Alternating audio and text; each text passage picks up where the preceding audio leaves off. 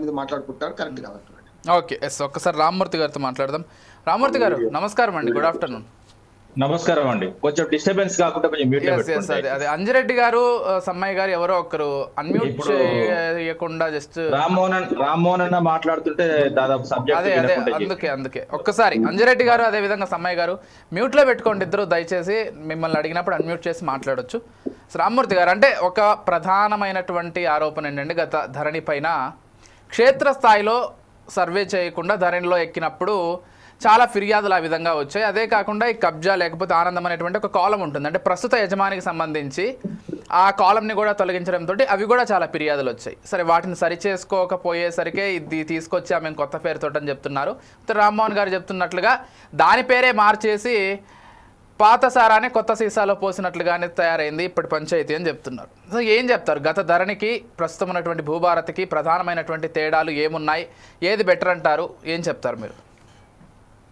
తేడాల విషయం పక్క పెడదాం, ఎందుకంటే ఇప్పుడు అది పూర్తిగా బయటకు వచ్చిన తర్వాత దానికి దీనికి తేడా అన్నది మనకు కనబడుతుంది. ఇప్పుడు ఏం మాట్లాడుకున్నాం అంటే కుట్ర గురించి మాట్లాడుకుంటాం. ఏం జరుగుతుంది, అసలు ఏ విధంగా జరుగుతుంది, అసలు భూభారతి తీసుకురావడానికి కారణం ఏంది, అసలు వాస్తవంగా చెప్పాలంటే ధరణి ద్వారా ఎవరికి అన్యాయం జరిగింది, అసలు ధరణి ద్వారా ఎవరికి లాభం జరిగింది.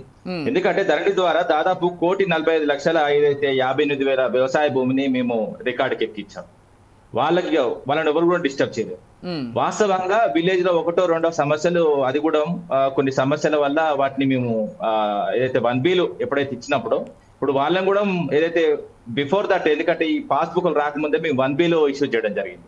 ఏదైతే రెవెన్యూకి సంబంధించిన అధికారులు విలేజ్ పంపించి అక్కడ ఏమన్నా మీకు ఏదైతే అప్లికేషన్స్ ఉంటే చెప్పమని చెప్పిన. ఎందుకంటే అప్పుడు కంప్లీట్ గా వాళ్ళందరూ గ్రామంలో ఎక్కడెక్కడ ఉన్న వాళ్ళు, బయట ఉన్న వాళ్ళు, అదే విధంగా రాష్ట్రం బయట ఉన్న వాళ్ళు, దేశం బయట ఉన్న వాళ్ళు వచ్చి మొత్తం కంప్లీట్ గా ఏదైతే వాళ్ళ డాటా మొత్తం కంప్లీట్ గా చూసుకొని వాళ్ళు ఓకే అంటేనే మేము ముందుకు పోవడం జరిగింది. ఇప్పుడు ఎలాంటి అప్లికేషన్స్ అయినా కూడా మేము స్వీకరించినాం. ప్రజల నుంచి ఏమి పాజిటివ్ వచ్చినా నెగిటివ్ వచ్చినా కూడా మనం కంప్లీట్ గా కూర్చొని గ్రామ స్థాయిలో మేము క్లియర్ చేసినాం. విలేజ్ కి 2-3 సమస్యలు, అదే విధంగా కొన్ని ఏదైతే కోర్టులో ఉన్నాయి మేము ముట్టుకోమని పదే చెప్పినాం. ఎందుకంటే కోర్టు పరిధి, కోర్టు ఏదైతే తీర్మానం ఇచ్చిన తర్వాత, కోర్టు తీర్పు ఇచ్చిన తర్వాత అది కలెక్టర్ త్రూ చేయడానికి మేము అవకాశం ఇచ్చినాం. అంతే తప్ప కానీ ఎక్కడ కూడా ఎవరికి ఛాన్స్ ఇవ్వలేదు. ఛాన్స్ ఇవ్వలేదన్న ఉద్దేశంతోనే ఆ ఛాన్స్ తీసుకోనికి ఏమైనా ప్రయత్నం చేస్తున్నారా అన్నది నాకు ఇప్పుడు డౌట్. ఎందుకంటే నూతన రెవెన్యూ చట్టం ద్వారా ఏదైతే దేవాదాయానికి సంబంధించిన భూములు, అదే విధంగా వక్ఫ్ కు సంబంధించిన భూములు మేము తేల్చింది ఏంటంటే ఇది క్లియర్ గా రాష్ట్ర ప్రజలకు అర్థం కావాలి. ఎందుకంటే ఈ డిబేట్ చూస్తున్న వాళ్ళకు కూడా కొంచెం అర్థం కావాలి. దాదాపు 77,538 ఎకరాలు ఏదైతే వక్ఫ్ బోర్డుకు సంబంధించిన రాష్ట్రంలో భూములు ఉన్నాయి, వాటిని ఫ్రీజ్ చేసినాం. ఎందుకంటే అందులో చాలా విషయాలు ఉంటాయి. ఎందుకంటే అందులో దాదాపు 55,000 ఎకరాలు ఎంక్రోచ్మెంట్ కి పోయినాయి. అదే విధంగా అయితే 6,000 కేసులు పెండింగ్ ఉన్నాయి దాదాపు. ఎందుకంటే చాలా అంశాలు మనం చూసుకోవచ్చు. అదే విధంగా ఇప్పుడు ఏ విధంగా అంటే ఎంక్రోచెస్ ఎన్ని నంబర్ ఆఫ్ కేసెస్ కూడా ఉన్నాయంటే 6,935 కేసులు ఉన్నాయి. అదే విధంగా నోటీస్ ఏది ఇష్యూ చేసినాయో 6,074 ఉన్నాయి. నంబర్ ఆఫ్ ఎరిక్షన్స్ కూడా ఏంటంటే 2,186 ఉన్నాయి. అదే విధంగా నంబర్ ఆఫ్ రిక్వెషన్ ఇష్యూస్ కూడా ఇష్యూడ్ కూడా దాదాపు 967 ఉన్నాయి. FIR అయినాయి కూడా 10 ఉన్నాయి. ఇలాంటి భూములను, అదే విధంగా ఇంకోటి విషయం మనకు దేవాదాయకు సంబంధించిన భూములు, దేవునికి సంబంధించిన భూములు ఏదైతే 87,235 ఏదైతే మేము కంప్లీట్ గా డాటా తీసినాం. కేసీఆర్ గారు అసెంబ్లీలో కూడా చెప్పింది, మీరు అవసరమైతే క్రాస్ చెక్ చేసుకోవచ్చు. ఏదైతే 87,235 ఎకరాల భూమి దేవాదాయకు సంబంధించింది ఉండాలి. అందులో అయ్యగారుల పేరు మీద, ఎందుకంటే పంతుల పేరు మీద 23,000 ఎకరాలు ఉన్నాయి. అదే విధంగా లీజ్ అవుట్ 21,000 ఎకరాలు. అదే విధంగా లిటిగేషన్స్ ఉన్నాయి దాదాపు 22,000 ఎకరాలు ఏదైతే లిటిగేషన్స్ ఉన్నాయి. దాదాపు ఏదైతే అన్ఫిట్ అంటే వ్యవసాయానికి కానీ ఇంకా ఇతర సంబంధించిన ఏదైతే ఆ భూమి అక్కరాని భూమి దాదాపు 19,000 ఎకరాలు ఉన్నాయి. ఇలాంటి భూములను మొత్తం కంప్లీట్ గా ఫ్రీ చేసినాం, రక్షణ కల్పించినాం. దాని చుట్టూ ఒక ప్రహారీగా ఏర్పడ్డాం ప్రభుత్వం. కేసీఆర్ గారు ఉత్తగా ఏదో ఆషామాషిగా తీసుకురాలేదండి.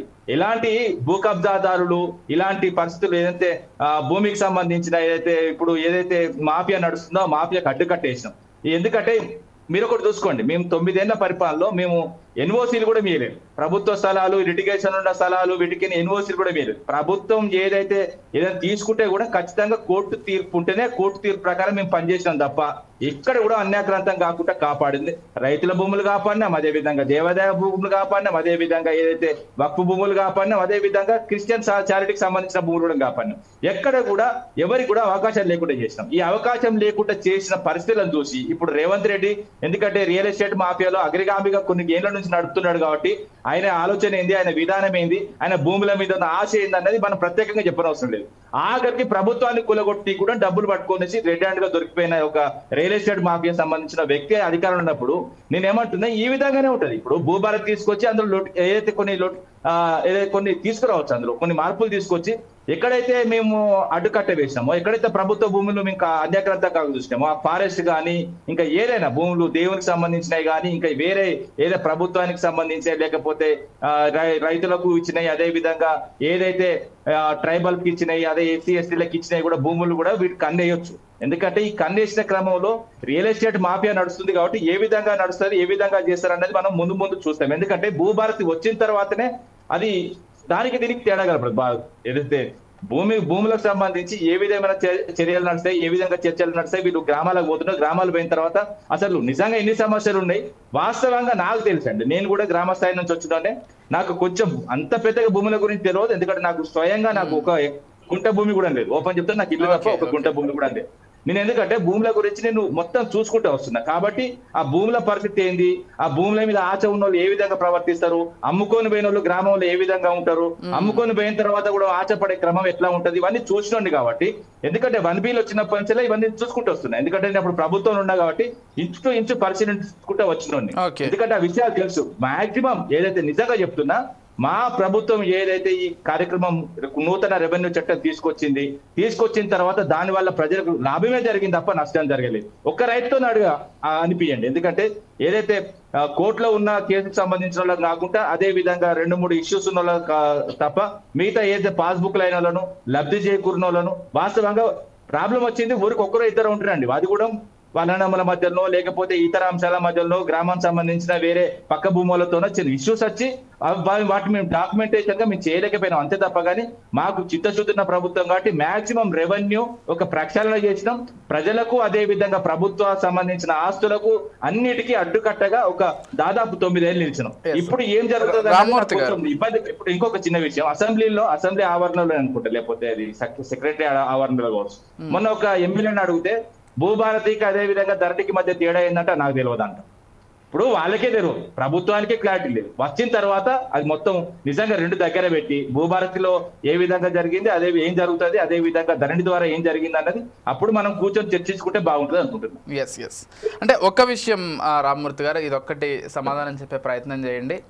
వాస్తవానికి ఈ భూమికి సంబంధించి లేకపోతే భూ వివాదాలకు సంబంధించి ఏదైనా వివాదం వస్తే వాటిని పరిష్కరించడానికి ఆ అటాచ్మెంట్ మొత్తం కూడా కలెక్టర్కి లేకపోతే ఏదైతే ఈ భూ పరిపాలన ప్రధాన కమిషనర్లకు మాత్రమే ఆ బాధ్యతలు అప్పగిస్తూ మీరు గతంలో నిర్ణయం తీసుకున్నారు. దీనివల్ల ఎవరైనా భూ సమస్యలు వస్తే అప్రోచ్ అవ్వడానికి కానీ కలెక్టర్ కానీ లేకపోతే వీళ్ళని అప్రోచ్ అవ్వడానికి కొంచెం కష్టమయ్యేది.